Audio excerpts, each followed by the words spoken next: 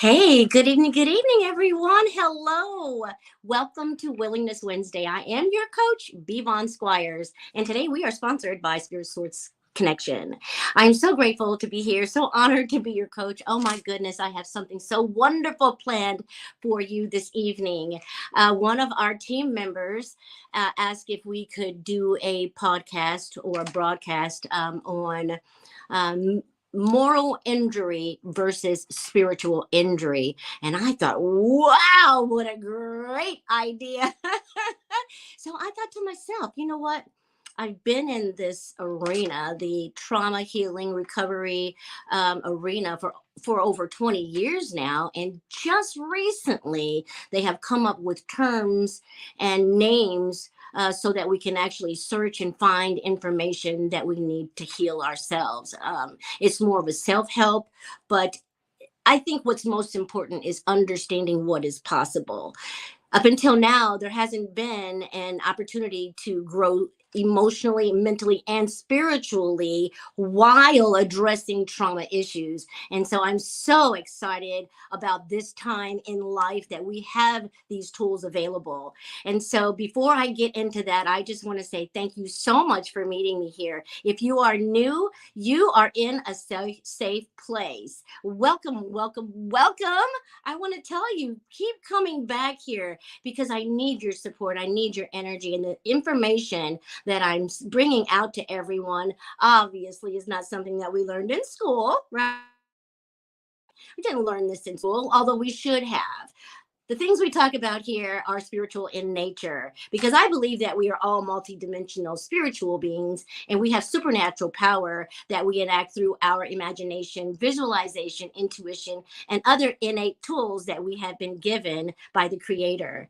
Now, I do want to say if you are returning, thank you so much for meeting me here tonight. You know, I could not do this work without you. And I thank you so much for your love and your support. Thank you for always coming here to see what's new, what's exciting with Coach Bevon Squires. And so, hey, I am going to jump right on into tonight's segment. I can hardly wait. I'm sitting here on pins and needles. I can hardly wait to jump in.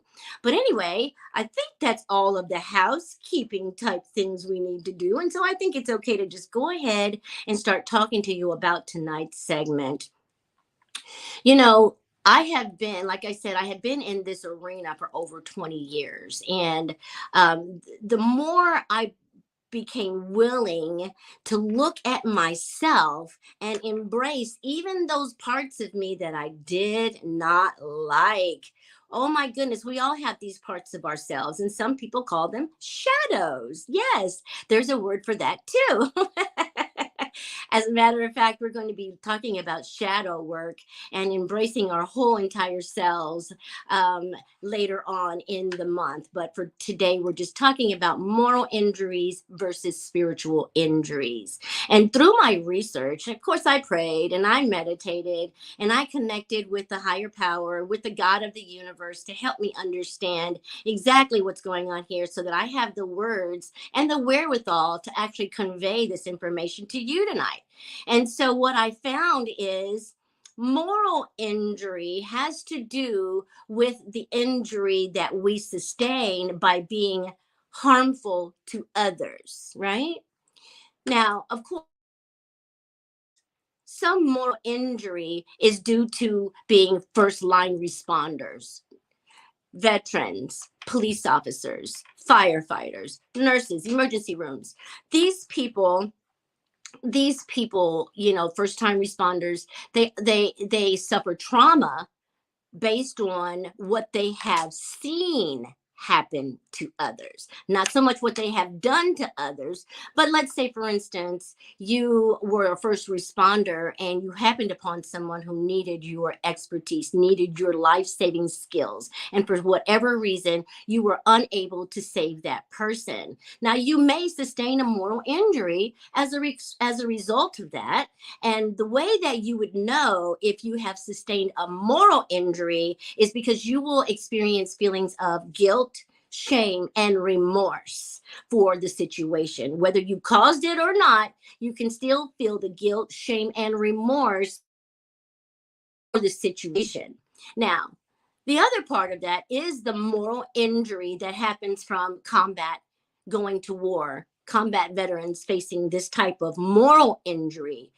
One part says, I want to be patriotic, I want to fight for my country, and the other part says, oh my God, I took another life. And trying to reconcile the middle, trying to reconcile why I did it and what I have done sometimes causes mental anguish, right? The mental anguish, knowing that you acted properly, but still you can't make peace with what you have done. That is a moral injury. Okay.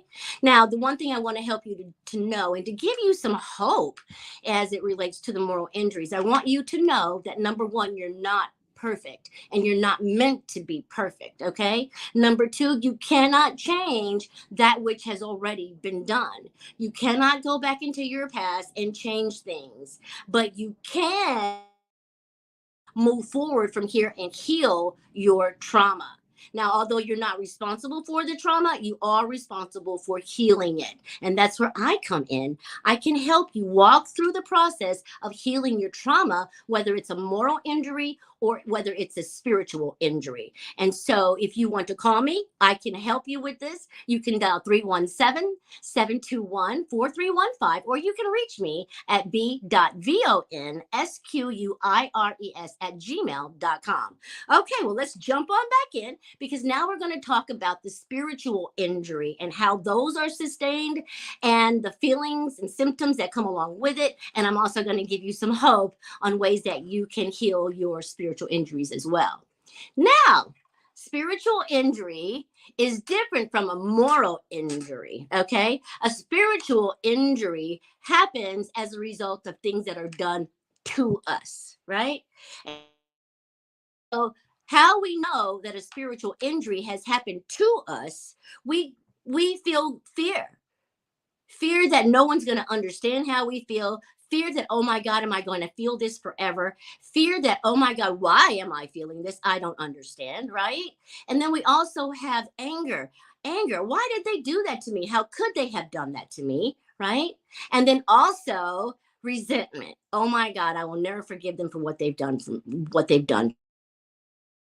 now, all three of these are responses to the spiritual injury, and they set up patterns in our lives for the trauma process. Okay. So, what I'm trying to help you to understand here is when I say I'm fearful, I'm angry, and I'm resentful, well, then those emotions have a tendency to set up patterns in my life so that I can try to reconcile, right, what has happened to me by another person.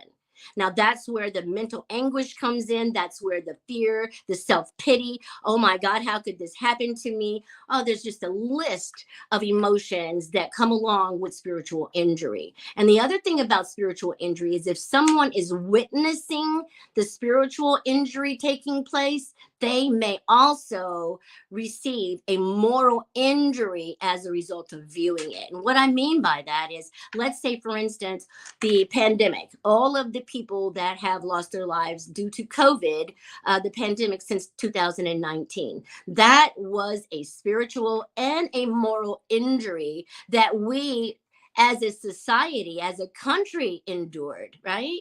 We're talking about spiritual injuries that happen as a result of someone else doing something to us. This is the spiritual injury. And so, what I want to help you to understand here is that you did not deserve to be harmed. It is not your fault that you have a spiritual injury. However, it is your responsibility to find the healing that you need so that you can heal from the trauma and then be able to live a life that is not based on your trauma responses. And we can talk more about that as we move forward. But today, I just want to let you know that if you have a moral injury or if you have sustained a spiritual injury, there is hope.